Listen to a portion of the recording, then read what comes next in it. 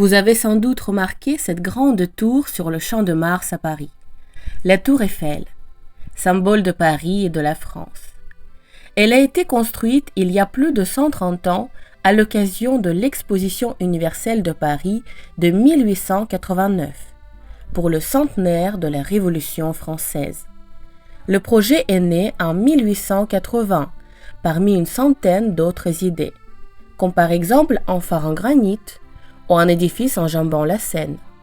C'est Gustave Eiffel, entrepreneur et constructeur du viaduc de Garabit, qui a remporté le concours avec ses collègues Maurice Coquelin et Émile Nouguier.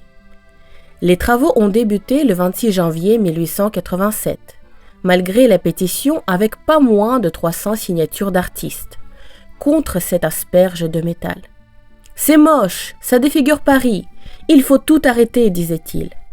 Pourtant, la tour de 312 mètres voit le jour et dépasse le grand obélisque de Washington, qui ne fait que 169 mètres.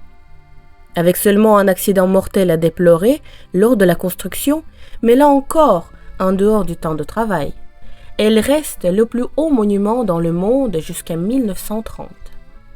Elle inspire les autres, et aujourd'hui, il y a plus de 30 répliques de la tour Eiffel dans de différents pays. Peu de gens le savent, mais la tour Eiffel aurait pu s'appeler tour Bonnickhausen.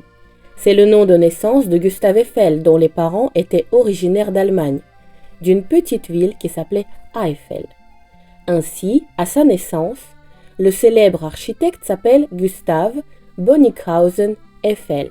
Mais lui ne garde qu'Eiffel, heureusement pour nous. La tour Eiffel n'est qu'une de nombreux monuments construits par Gustave Eiffel sur les 5 continents.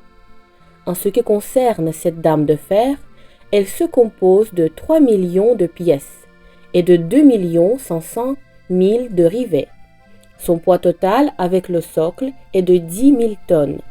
Construite initialement pour durer 20 ans, elle a pu accueillir plus de 280 millions de touristes, environ 7 millions par an. Afin d'aider tous ces touristes, la tour possède son propre bureau de poste pour envoyer les cartes postales au moment de l'achat. Depuis sa construction, elle a grandi de 12 mètres grâce aux diverses antennes et fait aujourd'hui 324 mètres. En plus de 130 ans, elle a 4 fois changé de couleur. D'abord rouge, puis jaune, ensuite bleu et enfin marron. Elle doit être repeinte tous les 7 ans avec pas moins de 60 tonnes de peinture, poids de 10 éléphants. La tour compte 1665 marches et 4 ascenseurs, dont les câbles ont été coupés pendant la Seconde Guerre mondiale. Tout ça pour que les nazis ne puissent pas utiliser la hauteur de la tour à leur avantage. Pour voir Paris d'en haut, fallait monter à pied. Chaque jour, le restaurant de la tour Eiffel compte au moins 2 demandes en mariage. 20 000 ampoules font briller la tour, 5 000 par face, et font d'elle le 4e monument parisien le plus visité après Disneyland, Notre-Dame de Paris et le musée du Louvre. Aujourd'hui, la tour n'est pas seulement un aimant à touristes. C'est là que se trouve l'observatoire météorologique utilisé depuis 130 ans. C'est là qu'ont été établies les premières liaisons radio et télé. C'est également l'endroit où l'on mène des expériences scientifiques.